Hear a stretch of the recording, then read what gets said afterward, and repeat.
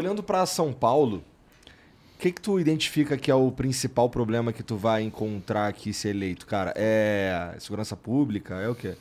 Olha, a grande questão, e aí vem a complexidade, é que os problemas são interrelacionados. Você pega, por exemplo, hoje, uma coisa que me incomoda muito, pessoas em situação de rua. E tem um monte, né? E foi amplificado. Muito amplificado. E mudou o perfil. Então, antigamente você tinha aquela pessoa que por uma razão ou outra, um problema familiar, um problema pessoal, um problema de saúde, ela acabava indo para a rua. Hoje você tem famílias inteiras. Então houve uma mudança do perfil. Cada praça de São Paulo virou um acampamento. É verdade. Né? São quase 40 mil pessoas na rua. Nós temos que resolver isso. Porque quem não tem teto, não tem emprego. Quem não tem teto, não tem saúde. Né? Então isso concorre também para a sensação de insegurança. Porque no final das contas, eu abro o caminho para o criminoso se esconder. Né? Para o criminoso usar essas pessoas que são vítimas. Então, por exemplo, tratar a questão imediatamente da moradia. E aí, quando você pega a moradia, não adianta chegar e dar a casa para a pessoa que vai vender amanhã e vai voltar para a rua. Né? Então, eu tenho que ter um programa habitacional que tenha essa inteligência. Não, eu vou manter essa pessoa sem a propriedade, vou dar a moradia para ela, de maneira que ela possa primeiro se reestabelecer, se reorganizar, para depois ter a posse. Meio que mora ali, de certa forma, de emprestado, você está dizendo. Exatamente. Né? Então, eu tenho que trabalhar com aluguel social, eu tenho que trabalhar com a produção de unidades. Mas que empregar essa galera. Eu tenho que empregar, eu tenho que recuperar essas pessoas profissionalmente e eu tenho que recuperar a saúde delas. Então, aí entra a política de saúde. Por exemplo, eu tenho que aumentar a porta de entrada no sistema de saúde pública no que diz respeito a tratamento dependente químico. Então, eu tenho que ter mais centros de referência de álcool e drogas para encaminhar essas pessoas para as comunidades terapêuticas e poder recuperar a saúde e dar a capacitação profissional, que esses trabalhos têm que andar em conjunto. Porque se eu não dar a capacitação profissional, não adianta nada fazer a recuperação, o tratamento dependente, que ele vai voltar. Tem mais ou menos quantas pessoas em situação de rua em São Paulo hoje, cara? Na cidade de São Paulo, 38 mil. 38 mil. Essas 38 mil pessoas, elas vão precisar de tudo isso aí que você está falando. E, bom, já tem uma galera, mesma coisa que eu estava falando antes lá nas favelas e tal, assim, já tem uma galera ali que está trabalhando. Dá para citar, por exemplo, o padre Júlio Lancelotti e tal, que faz um trabalho aí de amenizar o desespero dessas pessoas aí. E, pô, eu nunca entendi direito por que o poder público não se alia com essas pessoas que estão já fazendo esse tipo de trabalho há um tempo, cara. Nem eu. Porque o que eu tenho falado para algumas entidades que eu tenho procurado, algumas entidades religiosas, né, principalmente. Porque, por exemplo, vamos pegar o dependente químico, o cara da Cracolândia. Como eu falei, a primeira coisa você tem que restabelecer, você tem que criar uma relação de confiança com ela.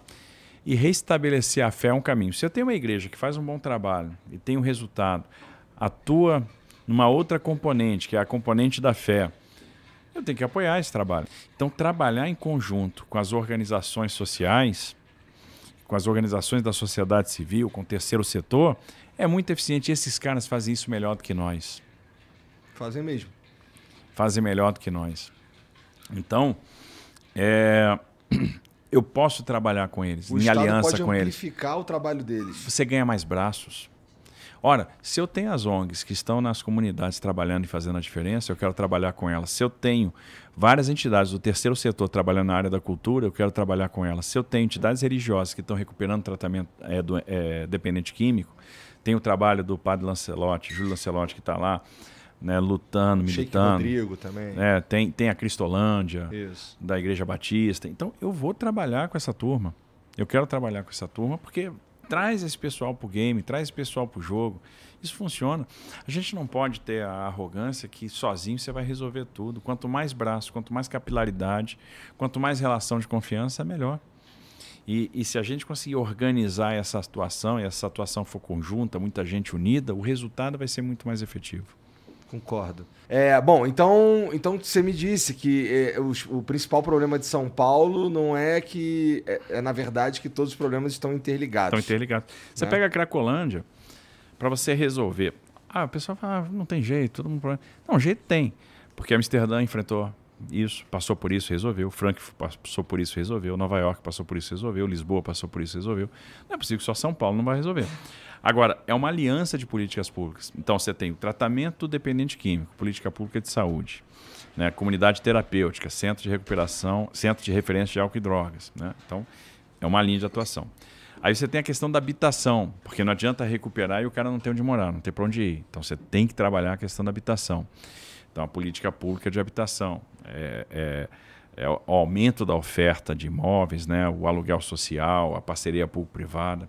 Aí você tem a política pública de segurança, para não impedir o livre fluxo do tráfico de drogas. Aí você tem a política pública de revitalização do centro, porque a revitalização do centro de São Paulo é fundamental.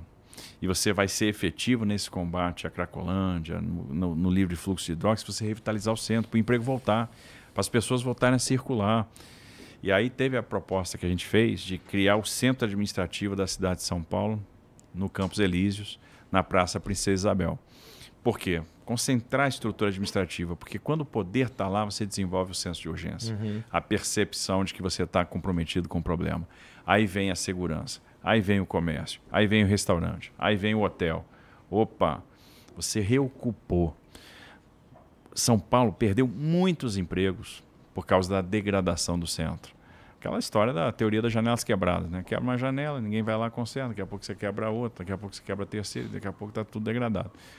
Aconteceu isso no centro de São Paulo.